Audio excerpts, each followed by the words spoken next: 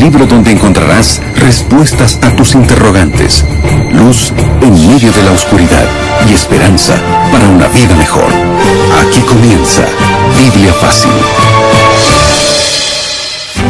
Qué alegría poder saludarte. Está comenzando un nuevo capítulo de Biblia Fácil. Y desde aquí te abrazamos y agradecidos siempre a Dios por la oportunidad que tenemos de dedicar este espacio, este tiempo, para poder estudiar la palabra de Dios. En esta temporada estamos avanzando en cada capítulo, descubriendo un significado nuevo, maravilloso que la Biblia presenta sobre el sábado de la creación. No es el sábado del judío, no es el sábado del Antiguo Testamento, es el sábado de la creación dado para toda la humanidad. ¿Cómo esto tiene que ver con mi espiritualidad, con mi relación con Dios? ¿Qué beneficios trae? Eso estamos descubriendo en esta temporada. Así que eres bienvenido a un nuevo capítulo. Bienvenida, Eileen. Un gusto saludarle, Pastor Joel, y saludar a nuestros amigos que nos acompañan programa a programa. Estamos deseosos de poder compartir una vez más el tema del día de hoy, que sin duda te va a ayudar a aclarar varias dudas sobre este asunto tan importante como lo es el día sábado. Cuando se habla acerca del sábado en el Nuevo Testamento, hay muchos argumentos por allí que dicen, lo que pasa es que Jesús hizo milagros en sábado. Jesús quebró el sábado. Hay dos ideas. En primer lugar, dice, no, Jesús guardó el sábado, como dice Lucas 4:16, que iba a la sinagoga porque era judío. Pero ese argumento no es válido. ¿Por qué razón? Porque Jesús, siendo judío, no guardó todas las tradiciones ni todas las reglas que los judíos tenían. Apenas guardó aquello que sería ejemplo para todos los cristianos. Y el sábado Jesús lo guardó no porque era judío, porque nació en el pueblo judío, sino porque era la voluntad de Él para la humanidad. Por otro lado, dicen, no, es que Jesús hizo milagros en sábado. La pregunta es, ¿los milagros y el bien hecho en sábado está en contra del mandamiento? ¿Hacer obras de bien significa quebrar el día sábado? Eso hablaremos hoy aquí en este programa. Y como siempre, antes de abrir la Biblia, vamos a abrir nuestro corazón a Dios a través de una oración. Querido Dios, gracias porque en tu palabra encontramos siempre respuestas para todas nuestras inquietudes. Y hoy queremos que puedas despejar aquellas dudas que se tienen en relación a la actitud de Jesús al hacer milagros en el día sábado. Ayúdanos a entender de manera correcta de qué se trata este mandamiento y de qué manera se profana o de qué manera se guarda. Ayúdanos a comprender esto en el nombre de Jesús. Amén. 7 respuestas a 7 preguntas en 7 minutos. Amigos, estamos listos para poder comenzar a desarrollar el tema del día de hoy. Hoy, por cierto, tocamos el séptimo tema de esta serie de 13 episodios en esta temporada aquí en Biblia Fácil. El título del tema del día de hoy es Jesús y el sábado. Y como siempre, ya estamos con Biblia en mano. Ten tu Biblia junto a ti. Vamos a comenzar a desarrollar el día de hoy realizando alguna serie de preguntas al Pastor Joel, y él nos va a ayudar a encontrar la respuesta a la luz de la Biblia, por supuesto. Bien, comenzamos con la primera pregunta, y parece una pregunta obvia, pero no lo es, y la vamos a hacer precisamente para colocar la base de las otras preguntas que vienen a continuación. Pastor, ¿por qué Jesús vino a este mundo? Es interesante porque Lucas ya dice que Él vino a buscar y salvar lo que se había perdido. Más, en 1 de Juan capítulo 3, versículo 8, encontramos otra declaración de la misión de Jesús al venir a esta tierra. Dice el versículo 8 del capítulo 3 de 1 de Juan, primera carta de Juan. Dice así: en cambio, el que practique el pecado es del diablo, porque el diablo peca desde el principio. Pero allí dice el texto, para esto se manifestó el Hijo de Dios, para romper las obras del diablo. Así como encontramos las obras de Dios, también encontramos las obras del diablo. Y dentro de las obras del diablo, ¿cuáles están? ¿Cuáles son las más evidentes? En primer lugar, la primera obra del diablo es distorsionar el carácter de Dios para el ser humano. Dios es amor, pero Satanás va a hacer todo lo posible para que el ser humano no conozca el amor de Dios o no vea a Dios como un Dios de amor. Cuando se levantan calamidades y tragedias, ¿a quién se culpa? A Dios. Cuando hay una enfermedad incurable, ¿a quién se culpa? A Dios. Aun cuando esas enfermedades puedan venir como desórdenes o desobediencia de nuestra parte y apenas sea que estemos cosechando, apenas sea la consecuencia de nuestros actos, finalmente Dios es culpable de todo. Entonces Satanás ha llenado el mundo de mentira, de incredulidad, de duda, pero especialmente de violencia, de dolor, de enfermedad, de muerte. ¿Para qué?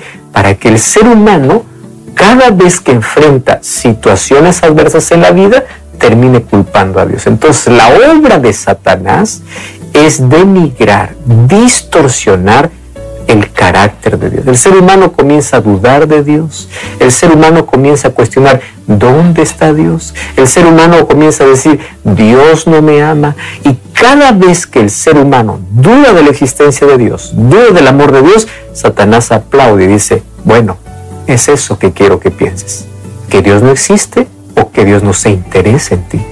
Ahora 1 Juan, ¿qué cosa dice? Ahora vino Jesús para deshacer las obras del diablo. La Biblia ya nos cuenta que el mal y el dolor tendrá un punto final. Esperamos que eso pueda ser pronto con la venida de Jesús. Sin embargo, Jesús cuando estuvo en esta tierra también nos mostró que todas las mentiras de Satanás que había colocado en el ser humano eran para distorsionar su carácter. Y para eso, ¿qué cosa hizo Jesús? Mostrar el carácter de Dios. ¿De qué manera? Aproximándose a aquel que sufre, haciendo milagros, ayudando a los necesitados. No es un Dios distante, no es un Dios lejano, acercando a los oprimidos o a aquellos que eran excluidos. Entonces, ¿dónde está aquel Dios que no me ama porque soy pecador? ¿Dónde está aquel Dios que está distante? No, cuando Jesús vino a esta tierra, se aproximó de los pecadores, dio esperanza a los excluidos, se aproximó de los peores para darles justamente el abrazo de amor y de salvación. Por eso es que Jesús vino para romper las obras del diablo, lo que el diablo había intentado hacer durante tantos siglos, tanto tiempo, de decir de que Dios no ama, de que Dios está tan distante, de que Dios desprecia a aquel que cayó en pecado. Vino Jesús y mostró lo contrario. De esa manera rompió aquellas obras malignas. Pero es interesante que esas obras malignas, muchas de ellas Dios eligió un día para hacerlo, y era el día sábado. ¿Por qué específicamente en la Biblia encontramos más de 7 milagros que Jesús hace en sábado? Tiene un propósito. Primero, mostrar que en sábado se puede hacer el bien. En segundo lugar, mostrar que el sábado es un día de libertad. Como dice el libro de Deuteronomio capítulo 5, cuando se repite la ley de Dios, el sábado nos recuerda que somos libres. Y estas personas eran libres de sus enfermedades, de su opresión, de su dolor, justamente el día sábado. Cada vez que llegaba el sábado, ¿a dónde iban a recordar ellos? ¿O qué iban a recordar? Que ese día fueron libertados. El sábado para ellos era símbolo de ¿qué? De libertad, de no más opresión, no más enfermedad, no más esclavitud. Por eso es que Jesús a propósito hizo milagros incluso en el día sábado.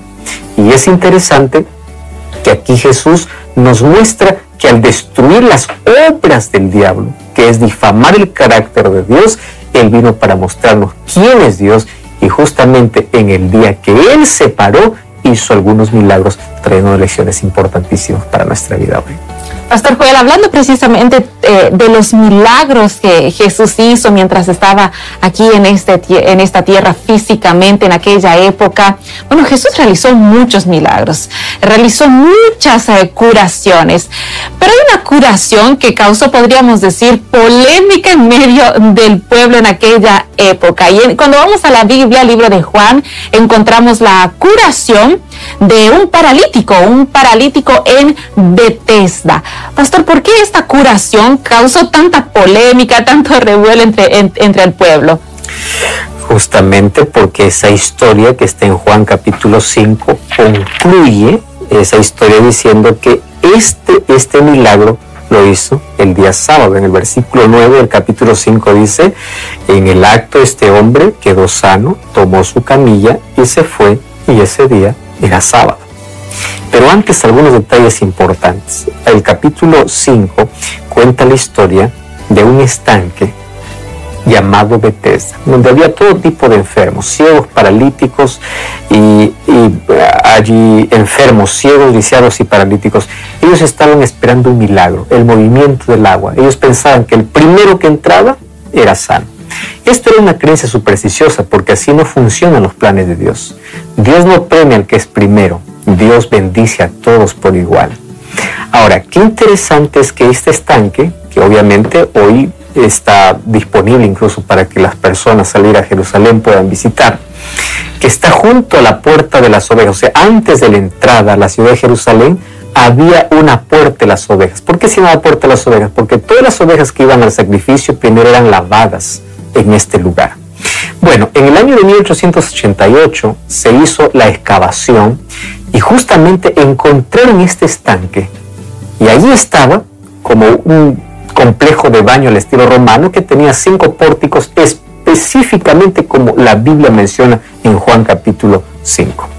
El área de este estanque que comprende son 4.500 metros cuadrados. Ahora, lo que llamó la atención de los arqueólogos es que la conexión que tenía el estanque era con un santuario pagano dedicado a un dios llamado Esculapio. Qué interesante que este dios era llamado el dios de la medicina o el dios de la curación. Así que muchas personas asociaban de que cuando había un movimiento del agua, era el dios Esculapio moviendo esas aguas para que alguien pueda sanarse. Imagínate, Jesús deja la fiesta en Jerusalén y se dirige justamente a ese estanque donde existe esta creencia equivocada, para no mover las aguas, sino mover el corazón de un hombre que hace tiempo ya estaba muerto en vida. Y él estaba esperando un milagro, solo que estaba en el lugar equivocado, porque el milagro no vendría por ese dios pagano, no vendría por el movimiento de las aguas, vendría por aquel que tiene poder.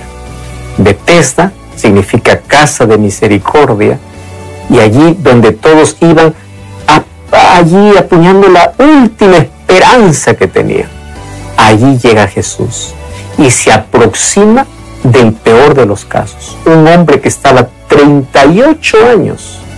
Mas ¿cómo se iba a mover si estaba paralítico? La pregunta es ¿qué hacía ahí? Más abrigaba un poco de esperanza. Jesús se acerca y le dice: ¿tú quieres ser sano? Y la respuesta que le da este hombre revela obviamente su desesperación, su angustia. Entonces mira la orden de Jesús. Jesús no le dice: voy a mover el agua para que tú entres, porque eso era afianzar la creencia popular que ellos tenían en un dios pagano. Jesús no le dice: yo te voy a llevar al estanque. Jesús le manda a creer. ¿Y qué cosa le dice? Levántate, toma tu lecho y anda, porque el milagro no está en las aguas que se mueven, el milagro no está en aquel que llega primero al estanque, sino en aquel que obedece mi palabra. Y esto hace un eco ¿a qué? Al poder de la palabra de Dios. Cuando nosotros juntamos Génesis 1 y Juan 1, encontramos una relación estrecha. En Génesis 1 dice: y dijo Dios, y toda la creación apareció, con excepción del ser humano que Dios mismo formó con su mano. Pero en Juan capítulo 1 dice que esa palabra de Génesis 1 era la palabra de Jesús. Jesús es el creador. Ahora, qué interesante, esa palabra que tenía poder para crear, ahora tenía poder para curar. Así como dice en Génesis 1, y dijo Dios, sea la luz y fue la luz, ahora dice Jesús a este paralítico: toma tu lecho y anda. Al ejercer el fe en las palabras de Jesús, ocurrió el milagro. Entonces aquí Dios muestra dos cosas. Número uno, Jesús no es indiferente al dolor.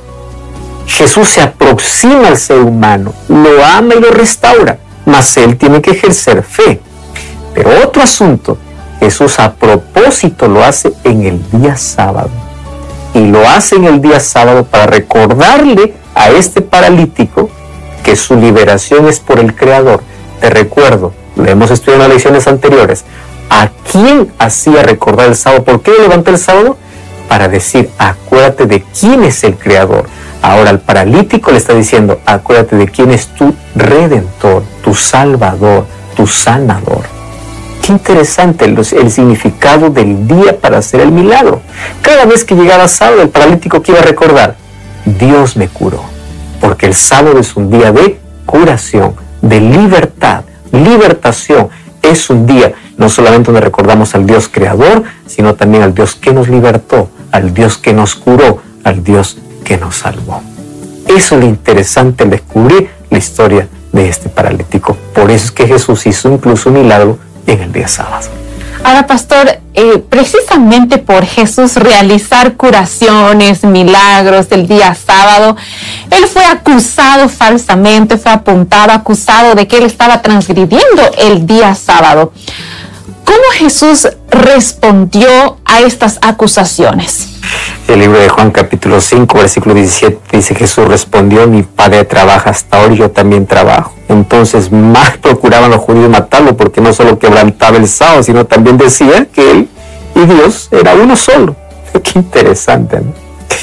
Ahora imagínate, paralítico después de 38 años enfermo, para él el sábado era el día de libertad, él estaba feliz, mientras los otros, los fariseos, ellos pues estaban enfurecidos. Ahora, ¿por qué razón? Porque la religión judía se había vuelto tan formal que a ellos ya no les importaban más las necesidades espirituales ni las necesidades físicas de las personas. Para ellos la religión era apenas un formalismo. Era un Dios que está arriba, yo le adoro a mi manera aquí abajo, pero un Dios que no se interesa con el ser humano. Ahora, Cristo a propósito curó en el día sábado, mostrando misericordia para decirles, Dios no es el Dios distante que ustedes creen. Pero también allí Cristo estaba enseñando de que la religión no era una religión de formalismo que ellos habían creado. Ellos se habían enfocado más en la regla que en la esencia del mandamiento. ¿Qué cosa es lo que mandó Jesús en el día sábado? A adorarle, a recordar a Él, a recordarnos que Él es nuestro Creador. Pero la visión distorsionada que ellos tenían de Dios hizo que hicieran del sábado o lo colocaran al sábado por encima incluso del propio Jesucristo, que era el autor del sábado. A ese punto Jesús vino para poder enseñar qué cosa estaba mal. El sábado es también un día para hacer el bien. El hecho de poder visitar a un enfermo, de poder ayudar a alguien que necesita, no significa que está rompiendo el sábado. El problema de los judíos por el cual acusaban es porque ellos se aferraron tanto al sábado que despreciaron al Salvador. Entonces, el sábado tiene una función, recordarnos que es nuestro Creador. Por eso es que hasta hoy es el monumento que nos recuerda quién es Creador y quién es Salvador. Pero no es el medio de salvación. El medio de salvación es Jesucristo. No guardamos el sábado para salvarnos, guardamos el sábado porque fuimos salvos ya por la gracia de Jesús.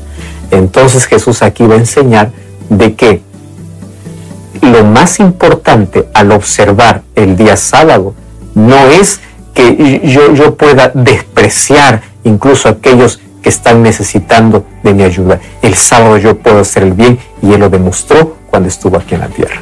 Bien, seguimos desarrollando el tema del día de hoy y viendo precisamente sobre algunas curaciones que Jesús realizó en día sábado. Otra curación que Él realizó en día sábado fue la curación de un ciego, y esto lo encontramos en el libro de Juan. Un ciego que era un ciego de nacimiento. Pastor, ¿cómo Jesús justificó la curación de este ciego en día sábado? Interesante, porque Juan capítulo 9 cuenta la otra historia. Juan capítulo 5 está el paralítico y en el capítulo 9 encontramos la historia de un ciego de nacimiento. Al pasar por allí Jesús vio un ciego de nacimiento y sus discípulos le preguntaron, Rabí, ¿quién pecó, este o sus padres, para que naciera ciego? Jesús le respondió, ni este ni sus padres, sino que sucedió para que las obras de Dios se manifiesten en él. Y nosotros continuamos leyendo y dice que este milagro también ocurrió cuando, en el día sábado. Una vez más, el énfasis que hasta hoy nosotros ya estudiamos. ¿Por qué Jesús hace milagros en día sábado? Para romper las tradiciones que se habían colocado por encima de la ley de Dios. ¿Qué cosa es lo que pasó? El pueblo judío, después que volvió del exilio, ellos dijeron, nosotros fuimos esparcidos, fuimos exiliados por ser desobedientes a los mandamientos de Dios. Entonces, para no más quebrar los mandamientos de Dios y no más tener las consecuencias de nuestra desobediencia, vamos a aferrarnos a la ley, a proteger la ley. ¿Y de qué manera?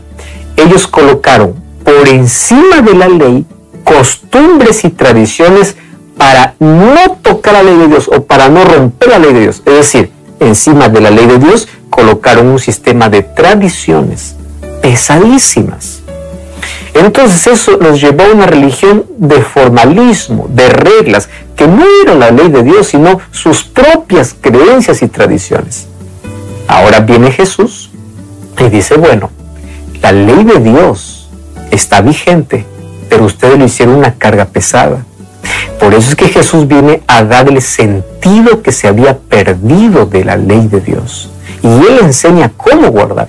Hace milagros en sábado, porque el hacer milagros o el hacer el bien no significa quebrar el sábado, no significa romper el sábado. Significa incluso mostrar las obras de Dios para los semejantes. Al todo lo contrario, que muchas personas piensan que Jesús quebró el sábado por hacer milagros, Jesús aquí está quebrando las tradiciones que se colocaron encima del sábado. Porque ellos incluso tenían entre sus reglamentos que habían ciertas cosas que el sábado no podían ni hacer. Uno de los ejemplos es ni siquiera caminar más de 1000 pasos. Eso nunca estuvo en la ley de Dios. Pero ellos lo hicieron para proteger la ley, porque no querían más volver al exilio, a la esclavitud, como consecuencia de su desobediencia. Eso los llevó a tener una religión como un conjunto de reglas y no tener una relación con Dios. Eso se llamó legalismo, donde las personas querían ganar el favor de Dios, inclusive ganar el cielo por su obediencia, excluyendo al mismo Salvador. Eso fue el problema de la nación judía. Mas Jesús vino para poder enseñarnos correctamente cómo debemos guardar su ley. Ahora, pastor, específicamente estas dos curaciones, tanto la del paralítico de Betesda como de este ciego de nacimiento, fueron realizadas en el día sábado. Y estas curaciones prácticamente podríamos decir que incomodaron, enfurecieron a los líderes judíos, ¿no es así? Juan capítulo 9, versículo 15 y versículo 16 dice, los fariseos le volvieron a preguntar de qué manera había recibido la vista. Él respondió, me puso dedo sobre los ojos, me lavé y ahora veo. Entonces algunos fariseos decían, este no es de Dios, porque no guarda el sábado. Otros decían, ¿cómo puede un hombre pecador hacerte señales? Y había una discusión entre ellos. ¿Cuál era el problema de ellos? Ellos no estaban agradecidos por el milagro. Ellos estaban preocupados porque se rompió una de sus tradiciones. Qué interesante.